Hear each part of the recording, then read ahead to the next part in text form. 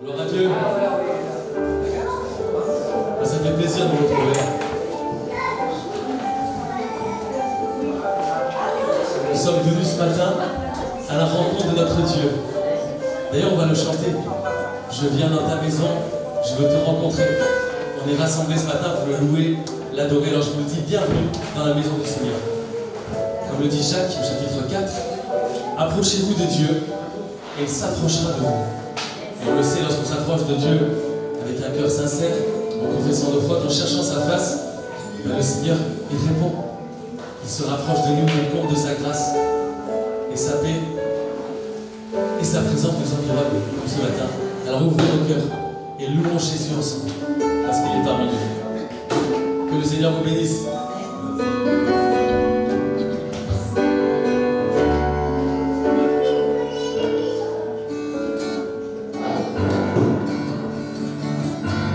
Je viens dans ta maison, je veux te rencontrer, tel que je suis abandonné. Alors que nous chantons, ton esprit me remplit, mon âme est libérée. Reprends, je viens dans ta maison, je veux te rencontrer, tel que je suis abandonné.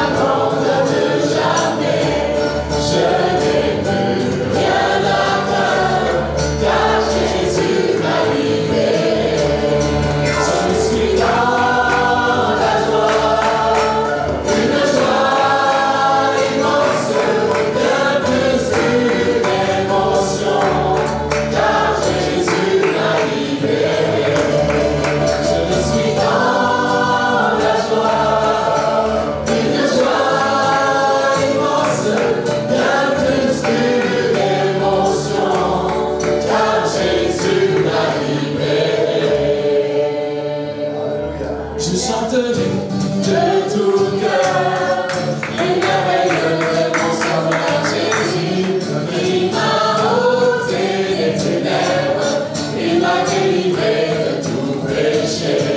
Oh, je chanterai de tout cœur les merveilles de mon Sauveur Jésus. Il m'a ôté des ténèbres, il m'a délivré de tout péché. Mon Sauveur est fidèle, il peut m'attendre de jamais. Je n'ai plus rien à craindre, car Jésus m'a libéré. Je suis dans la joie, et la joie immense, bien plus qu'une émotion, car Jésus m'a libéré. Je suis dans la joie, une joie immense, bien plus qu'une émotion, car Jésus m'a libéré. Car Jésus m'a libéré. Oui, Jésus m'a libéré.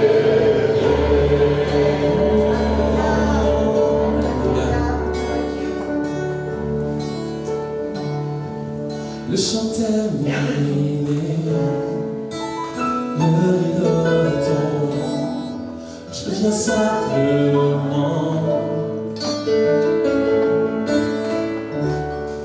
porter mon offrande, car j'ai le désir de réjouir ton cœur. J'apporte plus qu'un beau chant, chanter ne suffit pas pour répondre à ton appel. Les apparences sont trompeuses, tu vois bien au-delà. Oh Dieu, tu sondes mon cœur. Je reviens au cœur de la louange.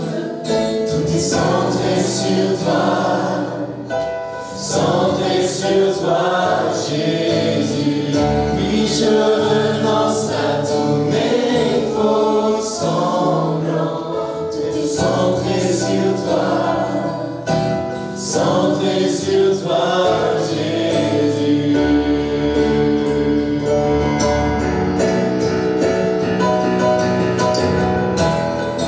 Dans l'éternité qui peut exprimer ce que tu médites,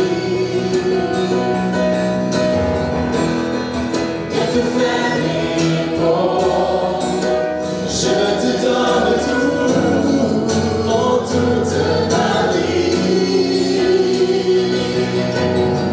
J'apporte plus qu'un beau chant, chanter ne suffit pas pour répondre à ton appel. Les apparences sont trompeuses, tu vois bien au-delà. Oh Dieu, tu sondes mon cœur. Je reviens au cœur de la louange. Tout est centré sur toi, centré sur toi, Jésus. Oui, je renonce à tous mes faux semblants. Tout est centré sur toi, centré sur toi, Jésus. Je reviens au cœur de la louange. Tout est centré sur toi, centré sur toi, Jésus. Oui, je renonce à tous mes faux semblants. Tout centré sur toi, centré sur toi, Jésus. Et Seigneur, nous reconnaissons que chanter ne suffit pas. Nous t'offrons ces louanges avec sincérité, Seigneur. Tu sondes nos cœurs. Tu vois tout même nos imperfections, mais tu nous aimes et on veut te dire que nous t'aimons nous aussi, Seigneur. Amen, amen. Chantons magnifique est le Seigneur. Adorons Jésus.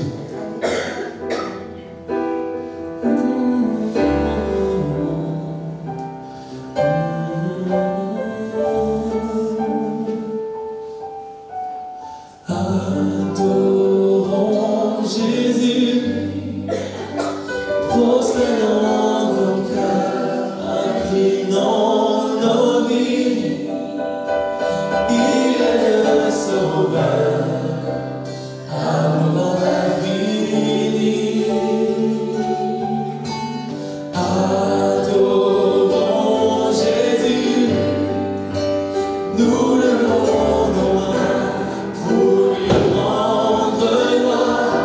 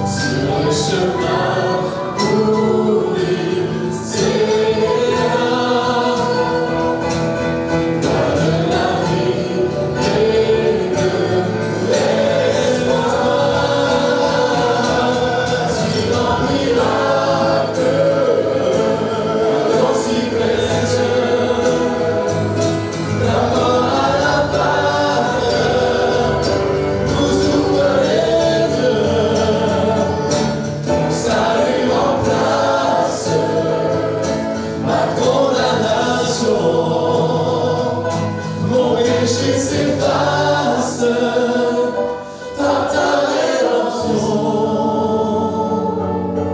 Loué soit Dieu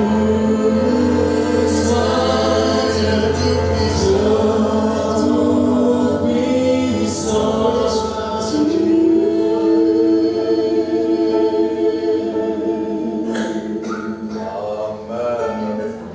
Gloire au Seigneur, alléluia. On est heureux d'être ensemble. On pense à quelques personnes qui sont absentes, que Dieu les bénisse, que le nom du Seigneur soit béni, alléluia.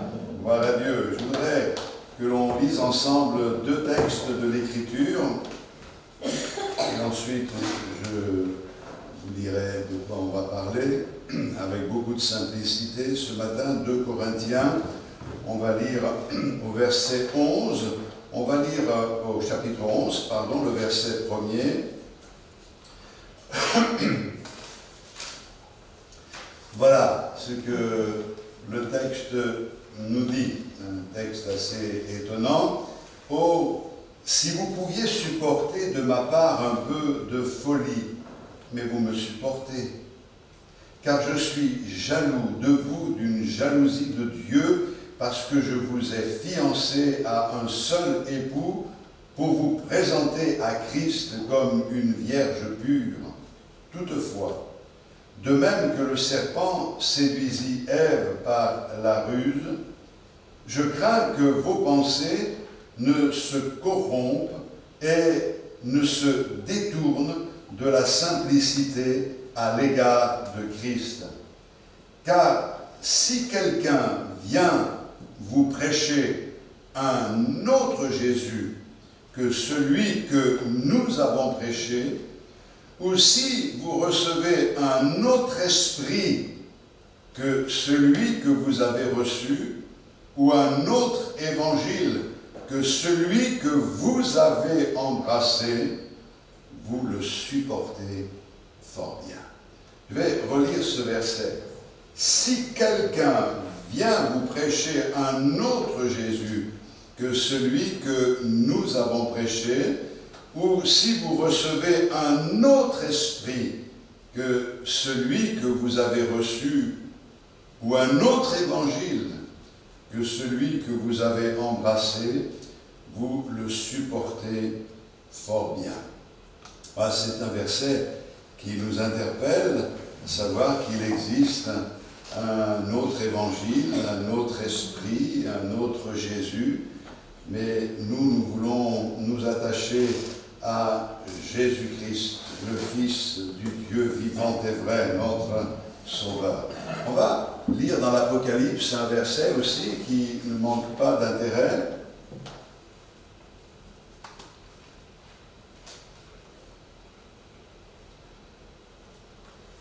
Chapitre 3, écris à l'ange de l'église de Sardes, voici ce que dit celui qui a les 7 esprits de Dieu et les 7 étoiles. Je connais tes œuvres, je sais que tu passes pour être vivant et tu es mort. Voilà, donc là aussi, c'est un texte qui ne peut pas nous laisser indifférents. Mais je reviendrai là-dessus dans quelques instants. Nous ne sommes pas réunis pour juger les uns et les autres. Nous sommes réunis pour nous remettre en question nous-mêmes, afin de nous attacher au Seigneur. L'intérêt pour nous, c'est de vivre quelque chose d'authentique avec Dieu. Je lisais un article, c'est dans le domaine de la nutrition, des aliments. C'est assez déroutant parce que un jour on vous dit que ça c'est bon, 6 mois après on vous dit que c'est pas bon, on vous raconte qu'il ne faut pas manger de patates, si vous mangez des patates vous grossissez, de ne pas manger du pain, comme disait l'autre, du péritif aussi, ça c'est autre chose, hein, de ne pas manger ces aliments, et là 6 mois après, on vous dit c'est bon pour la santé, ça ne fait pas grossir. on ne sait plus trop où donner de la tête. Hein. Et je lisais quelque chose qui concerne le café. Et quand on se retrouve un petit café, c'est sympathique. Et c'est comme ça dans les familles italiennes, c'est comme cela. Moi je sais que quand quelqu'un arrivait à la maison, bonjour, un petit café, comme si ça dépendait de la vie des personnes. Hein. Un café, c'est bon. Et puis, il y a eu le café décaféiné. Est-ce que pour vous, le café décaféiné, c'est du café? Ah, on peut avoir des avis différents. Mais je pense que de la même manière qu'il existe le café et le café décaféiné, il existe également un christianisme décaféiné. C'est-à-dire, comme le café décaféiné, c'est un christianisme qui ne réveille pas, qui ne satisfait pas, qui ne nous maintient pas éveillés, alors que le temps est à cela aujourd'hui. C'est un christianisme qui a l'air bien, on va dire, il sent bon, il a bon goût, plus ou moins. Hein. Ils ont fait des progrès sur le décaféiné maintenant, mais en réalité, quand on boit du café décaféiné, on sait qu'on lui a enlevé ce qui donne de l'intérêt au café, c'est-à-dire le petit coup de fouet. Et donc, il existe aujourd'hui un christianisme qui est un christianisme décaféiné. Nous pouvons, frères et sœurs, jouir d'une réputation tout en étant autre chose. Tu passes pour être vivant, mais malheureusement, tu es mort. L'important, c'est que nous apprenions à nous voir comme nous sommes. On a toujours dit qu'il y a en nous trois personnages, celui que nous croyons être, celui que nous paraissons, et celui que nous sommes réellement aux yeux du Seigneur. Quelquefois, on a des idées sur nous-mêmes qui sont peut-être éloignées de la réalité. D'autres fois, on cherche à paraître ce que l'on n'est pas, et d'autres fois, on est devant le Seigneur et on a la conviction de ce que nous sommes réellement. Ce qu'il faudrait, c'est que tout s'harmonise afin de pouvoir être vrai. Est-ce que nous nous voyons comme le Seigneur nous voit? Nous devons faire attention, car il ne s'agit pas simplement de se faire des idées comme si nous étions des personnages importants. Ça peut être le contraire. On peut se dévaloriser, comme le Seigneur nous le rappelait ce matin. L'important, c'est que nous réalisions que nous sommes aimés de Dieu. Et que nous ne devons pas ni nous dévaluer, ni nous donner de la valeur. Nous devons rester authentiques, et c'est ce que le Seigneur nous demande. Donc, c'est un appel à rentrer en nous-mêmes et à voir où nous en sommes.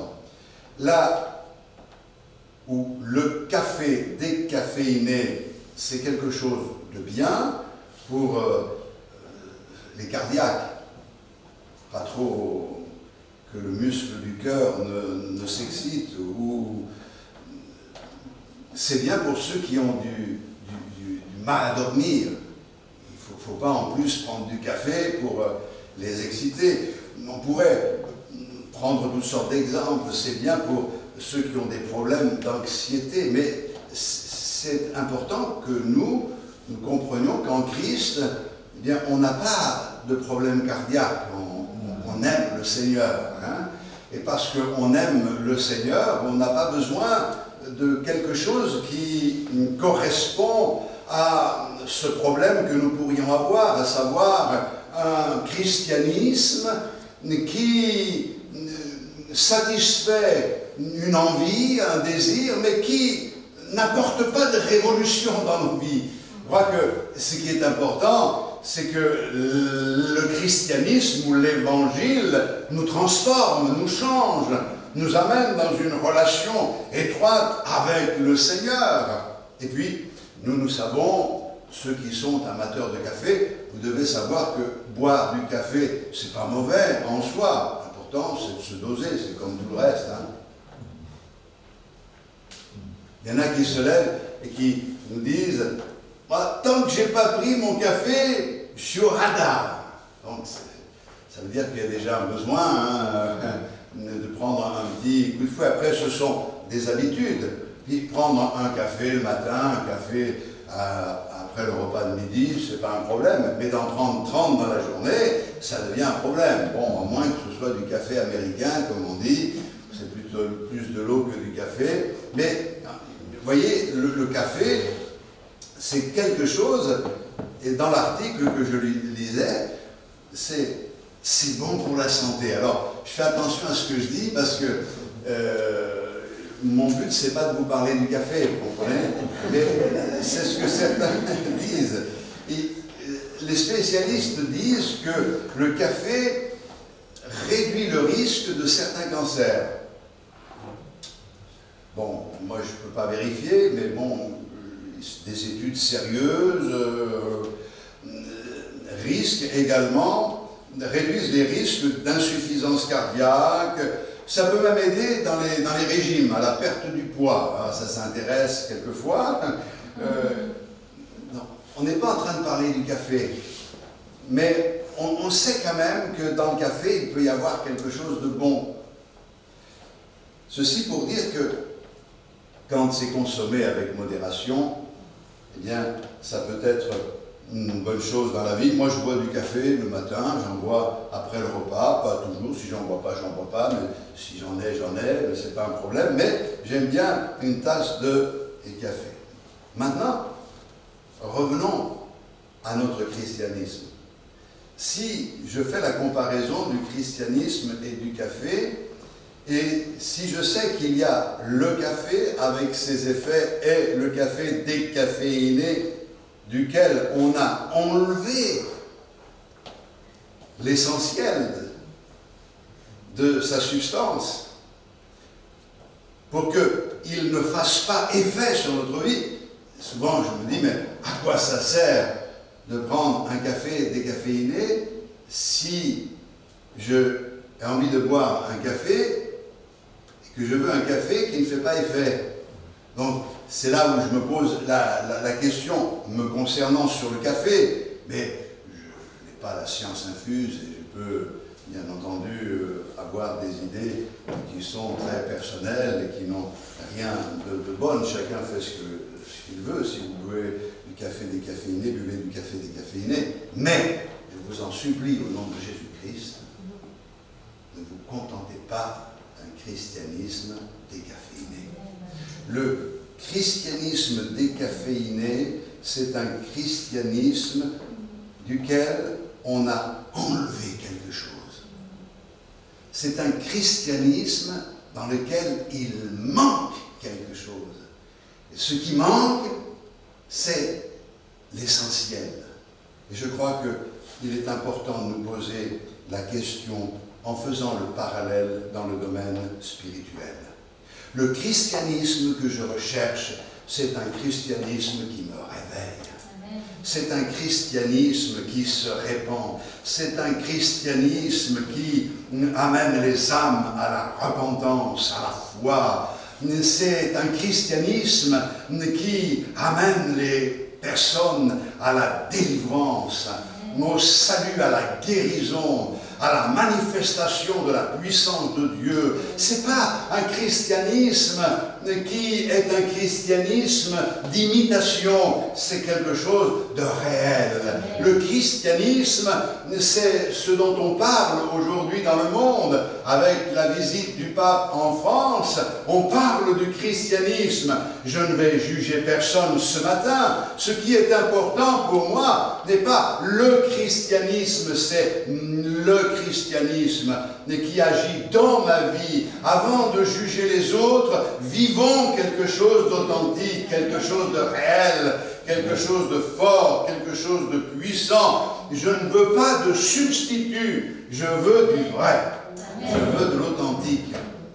Et aujourd'hui, j'ai besoin de me tenir devant le Seigneur avec vous pour dire, Seigneur, je veux que tu agisses dans ma vie avec ta parole, que ce christianisme que tu as promis soit vraiment celui qui me stimule, qui me comble, qui m'amène à vivre une vie de satisfaction, quelles que soient les circonstances, mais qui m'amène à m'épanouir en toi, Seigneur. C'est ce christianisme-là. Quelquefois, notre christianisme dépend des circonstances, dépend des gens.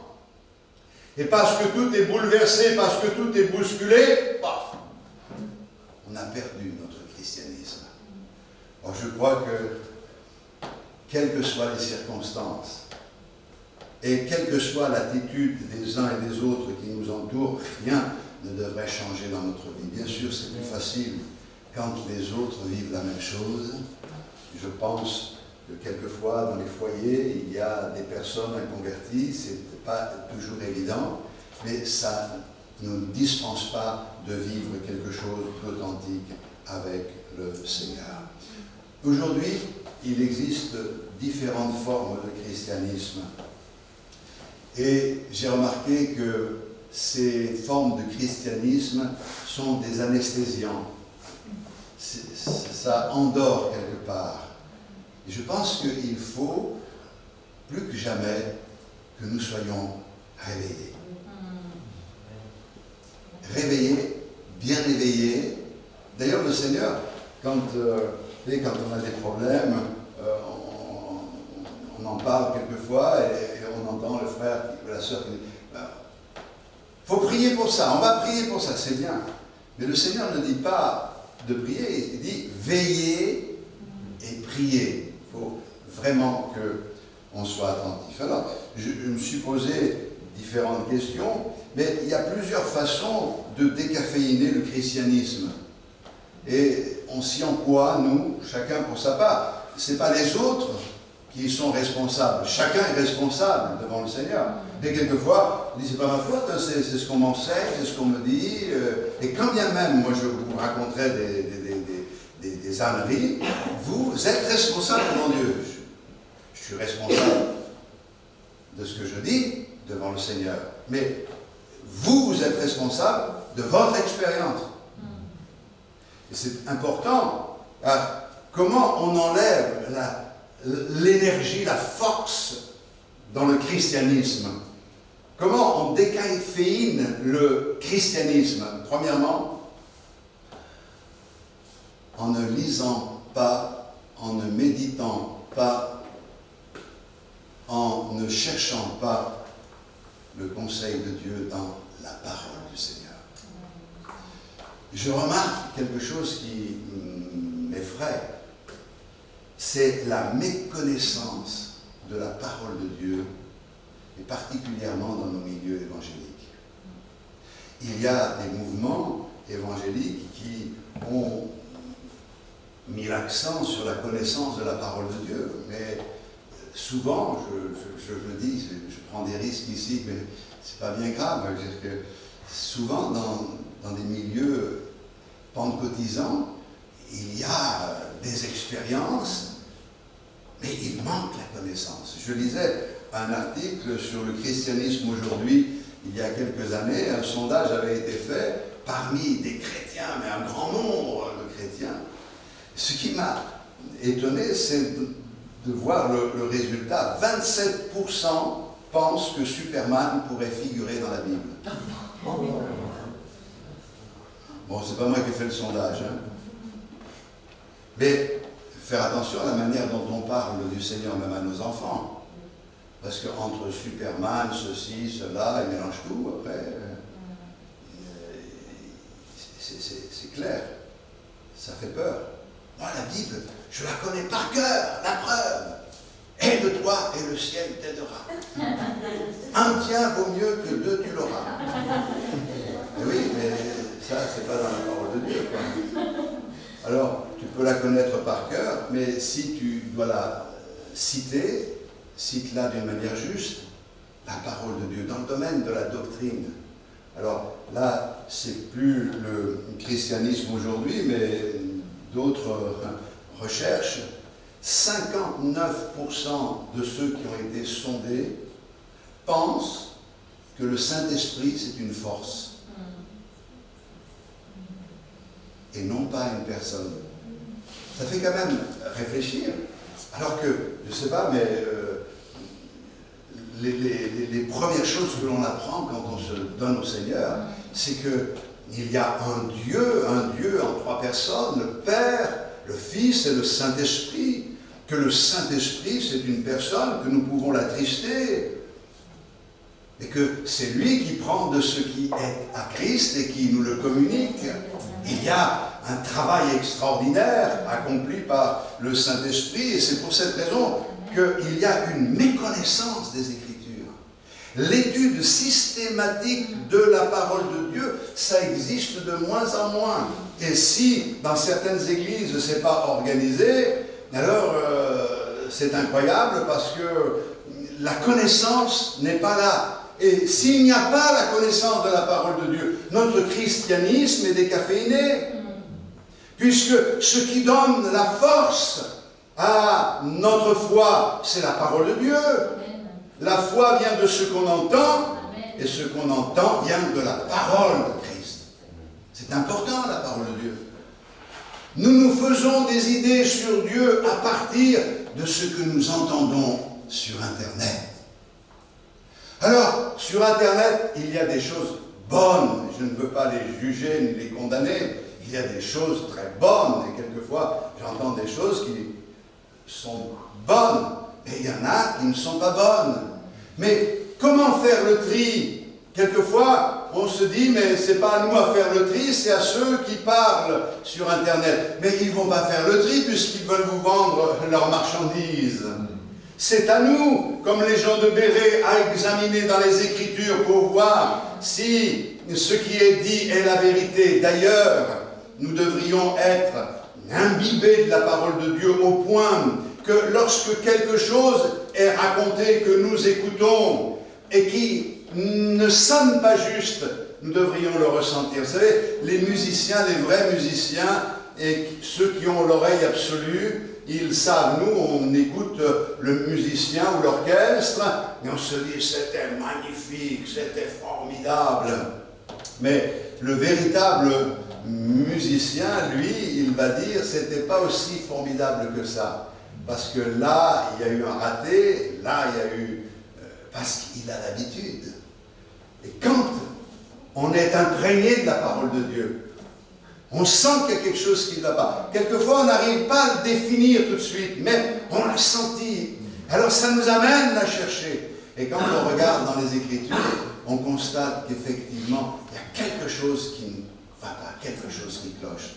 Mais la parole de Dieu n'est pas simplement cet élément qui va nous permettre de contrer ceux qui contredisent les vérités de la parole de Dieu. La parole de Dieu est là pour enrichir notre vie, pour nous expliquer ce que nous avons obtenu en Christ, mais aussi pour nous amener à connaître le Christ, à connaître le Seigneur. Car la vie éternelle, c'est qu'ils te connaissent, toi le seul vrai Dieu, et celui que tu as envoyé, Jésus-Christ.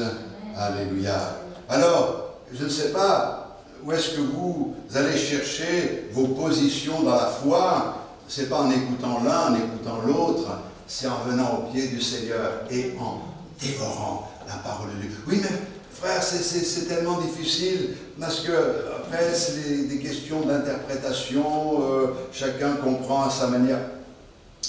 Quand on vient au Seigneur avec un cœur vrai, authentique, quand on ne cherche pas des justifications sur nos expériences ou sur nos décisions ou sur nos choix, alors je vous garantis que la parole de Dieu, elle s'explique par elle-même.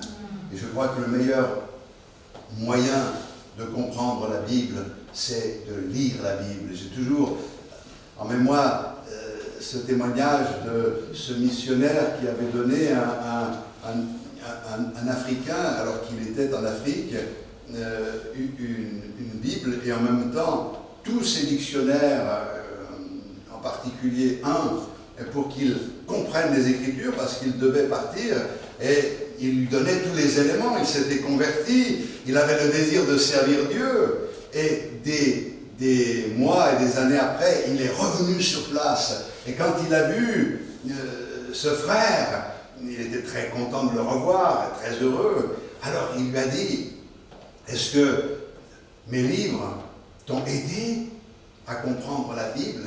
Il a répondu, il faut vraiment que je lise beaucoup la Bible pour comprendre les livres.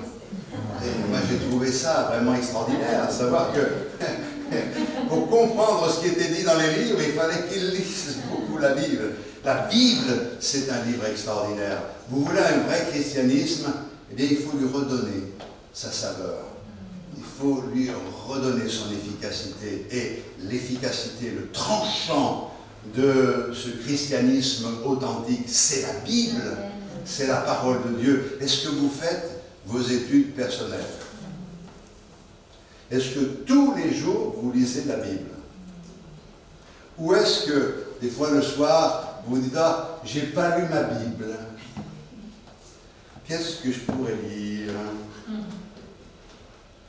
Et alors, c'est vrai que bon, il y a différentes méthodes pour lire la Bible, mais je ne pense pas que la lire au hasard comme ça soit la meilleure méthode pour la comprendre.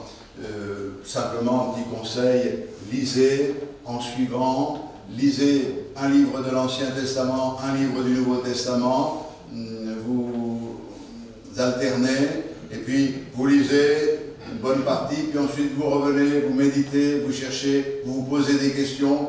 Qu'est-ce que ce texte m'apprend sur Dieu, le Père, sur Christ, sur le Saint-Esprit, sur moi, sur l'Église? C'est important de se poser des questions, et quand on se pose des questions, on apprend à méditer la parole du Seigneur. Mais bon, ça c'est un point, je le donne comme cela, mais l'intérêt pour nous, c'est de réaliser que le christianisme d'aujourd'hui, c'est un christianisme malheureusement qui est de plus en plus décaféiné quand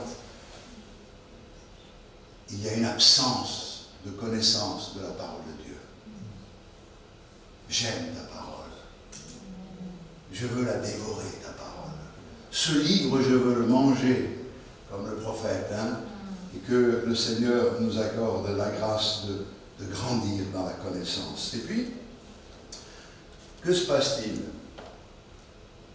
On enlève la substance en limitant le Seigneur. C'est vrai que il y a une forme de christianisme que nous pouvons connaître, nous, ici, qui limite le Seigneur. C'est-à-dire qu'on a peur de s'engager, on a peur d'aller trop loin. C'est vrai que c'est quelque chose que l'on remarque aujourd'hui. Les autres pourraient penser que l'on est des fanatiques. Il faut un équilibre en tout. Alors moi je suis d'accord, il faut un équilibre en tout, mais que ce ne soit pas une excuse pour vivre en deçà de ce que le Seigneur attend de nous. Je crois que notre foi chrétienne doit être dynamisée comme tout à nouveau. Nous devons non seulement réaliser que Dieu nous parle par sa parole et que tout ce dont nous avons besoin de savoir est dans sa parole, mais nous devons en même temps réaliser que tout ce que le Seigneur promet, ce qu'il dit, est vrai. Et que c'est ce que nous devons vivre les uns et les autres. Nous ne devons pas vivre une foi qui est une foi confinée, une foi qui s'est adaptée, une foi qui n'offense personne, dont les effets ont été limités. On a peur même de témoigner de notre foi. Il y a quelque chose qui ne va pas, mes frères et sœurs. Nous n'avons pas à avoir honte d'être enfants de Dieu. C'est vrai que quelquefois, les coups que l'on a pris ici et là nous interdisent d'exprimer certaines choses ou nous freinent dans certaines occasions, mais, mes frères et sœurs, nous sommes dépendants du Seigneur. Et nous n'avons pas à avoir honte de notre engagement. Il y a des positions qui ne correspondent pas à celles du monde parce qu'elles sont à l'opposé de ce que le monde propose. Et quelquefois, on va être gêné parce qu'on a des positions qui sont contraires à celles du monde. Ne soyez pas gênés, c'est normal. Et si quelqu'un doit avoir honte, c'est celui qui vit à l'image du monde, qui vit dans le péché. On doit avoir honte du péché, mais pas de la vérité, pas des réalités qui sont enseignées dans la parole du Seigneur. Demandons au Seigneur de manifester sa gloire. Demandons au Seigneur de répondre à notre foi et de permettre qu'il se fasse des prodiges et des miracles. Il n'y a pas besoin d'être 5000 pour qu'il y ait des miracles. Il y a des miracles lorsque le Seigneur voit l'écho dans nos cœurs et lorsque deux s'accordent pour lui demander quelque chose, il le fait. Alléluia. Ça nous amène à cet engagement partiel. Et je crois que ça, c'est quelque chose à mettre en avant, à savoir que le christianisme décaféiné, c'est un christianisme qui fait des compromis. Ça veut dire, faire des compromis, c'est s'adapter, c'est s'ajuster. On négocie, on fait des concessions. On trouve un juste milieu, hein? 50-50, hein? C'est suffisant, c'est un terrain d'entente. Je pense que certains ont dans leur cœur comme un esprit mercantile.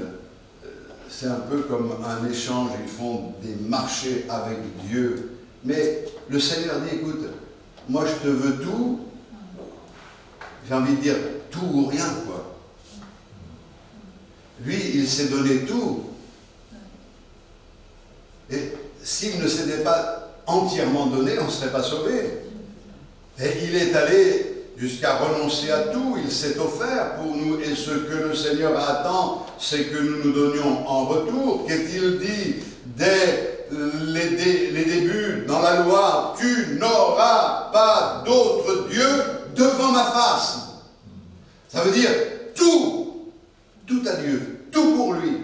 Et je crois que ça, c'est un engagement qui va donner de la saveur à notre expérience, parce qu'on vit non pour nous-mêmes, mais on vit pour notre Seigneur. Que dit l'évangile de Luc au chapitre 14, verset 33? Quiconque d'entre vous ne renonce pas à tout ce qu'il possède ne peut être mon disciple. À tout ce qu'il possède ne peut être mon disciple. Eh oui. Nous, on a du mal à nous débarrasser de ce que l'on possède. Il ne s'agit pas de se débarrasser des choses, mais sommes-nous prêts à nous en débarrasser? Quelquefois, quand on voit ces cataclysmes qui arrivent et qui nous signalent que le Seigneur est à la porte, qu'il revient bientôt, bien, quand on assiste à cela, les gens ont tout perdu. Ça nous fend le cœur de les voir pleurer, de les voir dans cette situation-là. Ils ont tout perdu, mais ça leur a été enlevé. Et ce que le Seigneur veut, c'est que nous soyons prêts à en être privés, mais non pas parce qu'il nous les aura enlevés, mais parce que nous, on aura choisi de donner la priorité à ce qui doit avoir de la priorité, à savoir Christ dans notre vie. Alléluia. Vous savez, quand on doit passer sur le billard et que on est là avec toute l'équipe, le chirurgien, eh bien, on a à un moment donné, même si on peut avoir une certaine appréhension, on est obligé de faire confiance, on s'abandonne. Mais à plus forte raison, nous avons quelqu'un qui œuvre dans notre vie, à qui nous pouvons abandonner notre vie, notre Seigneur. Et je crois que cet engagement, c'est un engagement total. Dieu veut ce genre de confiance. Abandonne-toi entre mes mains, dit le Seigneur. Donne-moi ta vie. je veux l'apprendre, je veux m'en charger. Le vrai christianisme, c'est un christianisme d'engagement. Je pose la question, est-ce que tu es engagé avec le Seigneur? On a du mal à lâcher prise. Hein? C'est compliqué. Hein?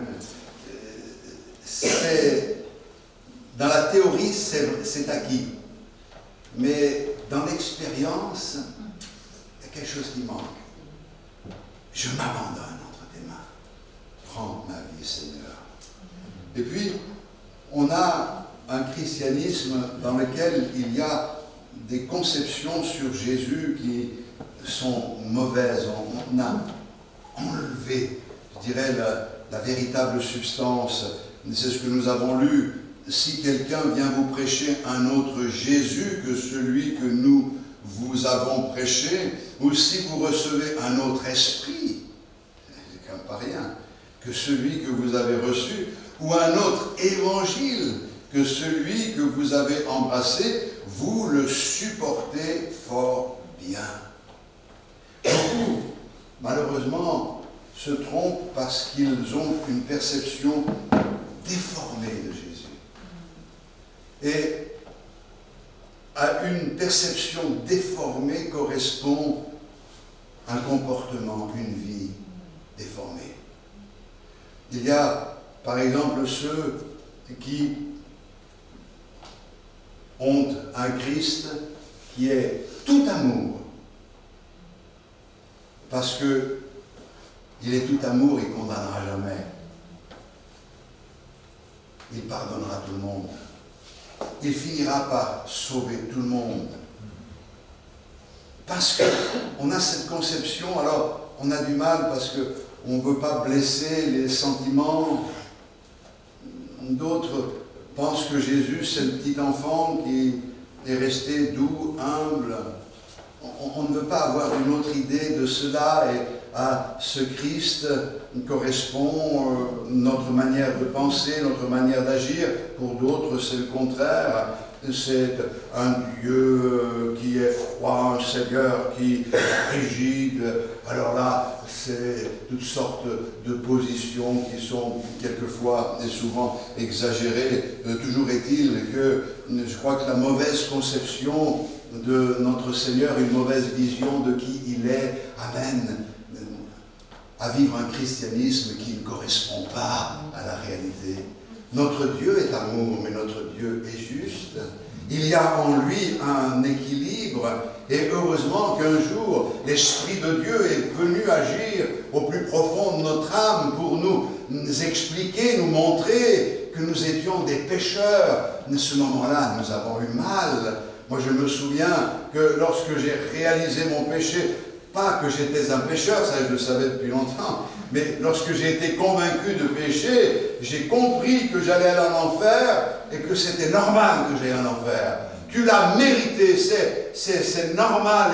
Et d'un coup, on est pris comme d'un vertige, on se dit, mais je suis perdu. Et on crie au Seigneur, Seigneur, sauve-moi. Et c'est dans ces moments-là que la grâce de Dieu se manifeste. Oui, tu mérites d'aller en enfer, mais je t'aime. Et j'ai donné ma vie sur la croix pour te sauver. Ça, c'est l'évangile, ça, c'est la parole du Seigneur. Je crois qu'il faut que nous veillions à ce que l'Esprit de Dieu ne reste pas dehors, parce que ça, c'est vraiment un christianisme décaféiné. Il faut que l'Esprit de Dieu soit dedans, à l'intérieur.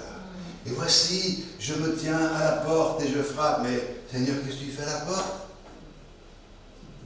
C'est pas normal. Comment se fait-il que le Seigneur soit à la porte d'une église? Et on peut réduire. Est-ce normal que le Seigneur soit à la porte? Sa place, elle est en nous par le Saint-Esprit.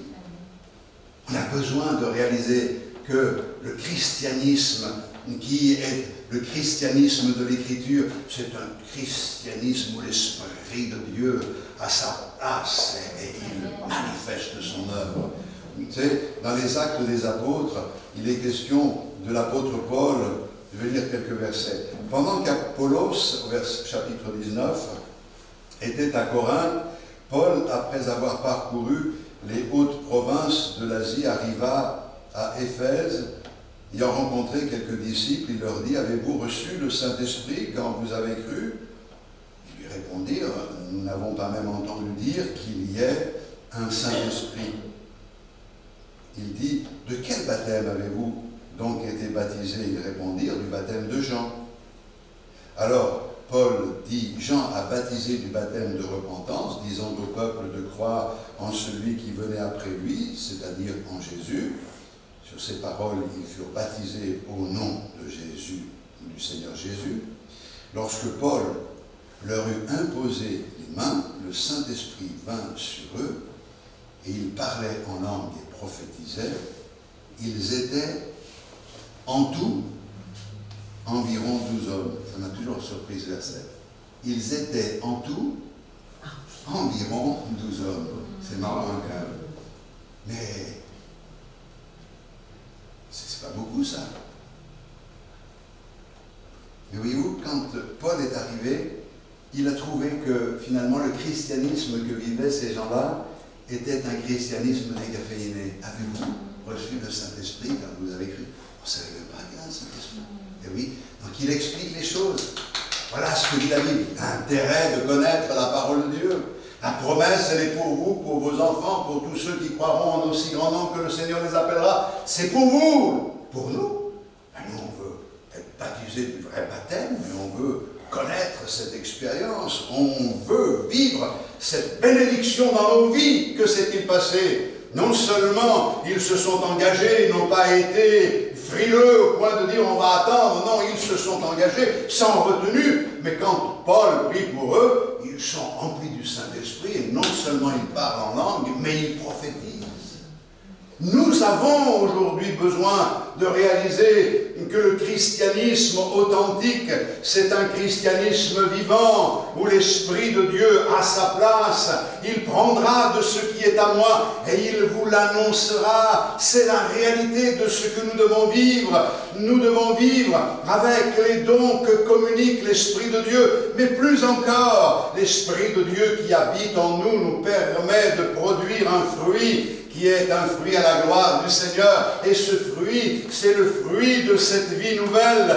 C'est le fruit de l'Esprit. Le fruit de l'Esprit, c'est quoi? C'est le tableau de la personne de Jésus-Christ. C'est la vie de Christ qu'il vient vivre en nous et qui nous permet d'être efficaces, mes frères et sœurs. Ce n'est pas parce que nous sommes un petit groupe maintenant que nous devons penser que ça change quoi que ce soit.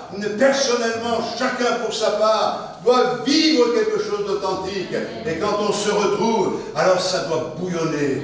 Et je crois qu'on a des progrès à faire, à la grâce du Seigneur. Je me souviens de cette histoire que j'avais lue. C'est un représentant en aspirateur. Il y a des années de cela, il parcourait la France pour vendre ses aspirateurs. Et il est arrivé dans une petite ferme. Il a frappé, une mamie est venue lui ouvrir. Et c'est là que s'engage la discussion. Je ne me souviens plus exactement de ce que j'avais lu en lisant cette histoire, mais le fait est, c'est que cet homme ne laissait pas parler la dame et lui expliquait toutes les vertus de l'aspirateur qu'il avait amené avec lui, en lui expliquant vraiment que c'était l'aspirateur le plus puissant et qu'elle ne regrettera jamais et qu'en quelque sorte elle était obligée de l'acheter, quoi. Et la dame, elle l'écoutait, elle était ivre de toutes les paroles qu'elle entendait. Et à un moment donné, cet homme, à court d'arguments, a vu que cette dame avait fait le ménage et qu'elle n'avait pas encore ramassé toute la poussière qui était par terre dans cette grande pièce de la campagne. Et cet homme de dire, écoutez, eh bien, si jamais mon aspirateur ne vient pas satisfaire tous vos désirs et s'il ne ramasse pas cette poussière en quelques secondes, tout ce que mon aspirateur laissera, eh bien, je le mange. Et la dame, elle est partie, elle dit, attendez-moi, vous allez où, madame? Je vais juste chercher une fourchette, une cuillère, Parce que monsieur, ici, on n'a pas l'électricité. Et je trouve que c'est parlant de savoir que vous pouvez avoir le christianisme, mais si on n'est pas branché par la manière du monde. Hein.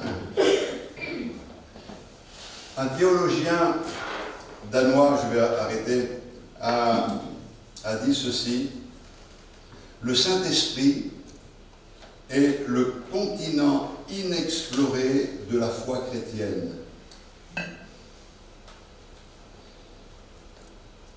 Je crois que le problème, c'est parce que nous le craignons. Nous avons besoin de l'action du Saint-Esprit dans notre vie. La Bible nous dit que certains ont l'apparence de la piété, mais ils renient ce qui en fait la force. Nous savons que ce qui fait la force du christianisme, c'est Christ. Et comment Christ est-il présent au milieu de nous?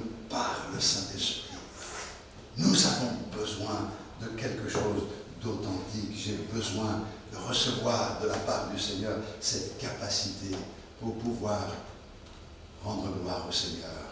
Par ma vie, en vivant quelque chose d'authentique, en rayonnant de la lumière du Seigneur, par mes œuvres que le Seigneur a préparées d'avance, en témoignant. Il n'y a pas besoin d'organiser je ne sais quoi, il suffit de témoigner à ceux qui nous entourent, d'être témoin là où le Seigneur nous a placés, et surtout de pouvoir bénéficier de tout ce que le Seigneur met à notre disposition. C'est Sadhu Sundar Singh qui avait dit cela, il avait dit cela, ça a été écrit un jour: alors que j'étais assis au bord d'une rivière, j'ai ramassé dans l'eau une pierre solide et ronde et je l'ai brisée. Elle était parfaitement sèche à l'intérieur. Malgré les intempéries et le fait qu'elle ait été immergée dans l'eau depuis des siècles. Il ajoute: il en va de même pour de nombreuses personnes dans le monde occidental. Pendant des siècles, ces personnes ont été entourées par le christianisme. Elles ont vécu immergées dans les eaux et les bienfaits du christianisme, et pourtant, cela n'a pas pénétré leur cœur. La faute n'en revient pas au christianisme, mais au cœur des hommes qui ont été endurcis par le matérialisme et l'intellectualisme.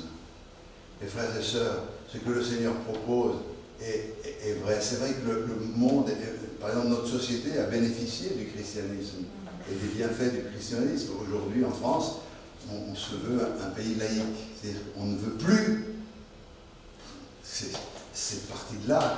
On est un peuple judéo-chrétien, mais on n'a pas su profiter.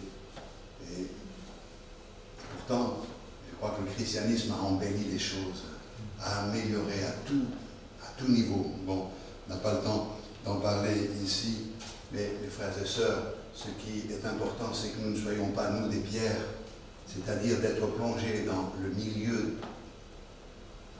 de la bénédiction de Dieu, et puis, quand on ouvre cela, c'est sec à l'intérieur. Soyons des éponges, car la promesse, elle est pour nous. Le Seigneur dit: je veux vous remplir du Saint-Esprit. Et le réveil, c'est quelque chose que nous devons vivre personnellement d'abord, mais le réveil ne vient que si nous le désirons. D'ailleurs, c'est Tozer qui avait dit ceci: les réveils ne viennent qu'à ceux qui les veulent vraiment. Alors moi, je me pose la question, est-ce que tu le veux vraiment? Est-ce que tu le désires vraiment? On va prier le Seigneur ensemble, on va demander sa grâce. Gloire à Dieu. Merci Seigneur. Seigneur, à cette dernière question, je veux pouvoir répondre: oui Seigneur, je le veux vraiment. Nous voulons voir ta gloire. C'est vrai que ce qui se passe dans notre monde et ce qui se passe même dans le domaine religieux, ici et là, n'est pas engageant ni encourageant, mais nous savons que là où le péché a abondé, la grâce de Dieu surabonde. C'est vrai dans nos vies, le péché a abondé dans nos vies, mais la grâce de Dieu a surabondé. Et nous sommes aujourd'hui des enfants. Mais c'est vrai aussi, d'une manière plus générale, nous croyons et nous confessons ce matin que celui qui est avec nous est plus fort et plus grand que celui qui est contre nous et qui agit dans le monde. C'est en toi que nous nous confions. Pardonne-nous pour toutes les fois où nous t'avons limité, où nous t'avons rabaissé, au point de penser que rien ne pouvait se faire. Mais Seigneur, aujourd'hui, je place ma foi en toi. Et je crois que ce qui est impossible aux hommes est possible à Dieu. Merci d'encourager mes frères et sœurs, et que chacun en particulier, nous puissions vivre quelque chose de personnel, d'étroit, de vrai, d'authentique avec toi, une communion, et qui fait et que quelque chose va changer non seulement dans nos vies, mais lorsque nous nous retrouvons dans la communion fraternelle aussi. À toi soit toute la gloire, Seigneur, pour ta fidélité, pour ton amour, dans le nom précieux de Jésus, notre Sauveur. Amen. Gloire à toi, Seigneur. Amen, amen. Gloire à Dieu. Alléluia. Dieu soit béni. Voilà, vous pourrez, en prenant votre café tout à l'heure, réfléchir, voir au Seigneur. Que le Seigneur vous bénisse tous, bénisse nos enfants, que Dieu garde chacun. Passez un bon dimanche et à bientôt, le plaisir de vous retrouver.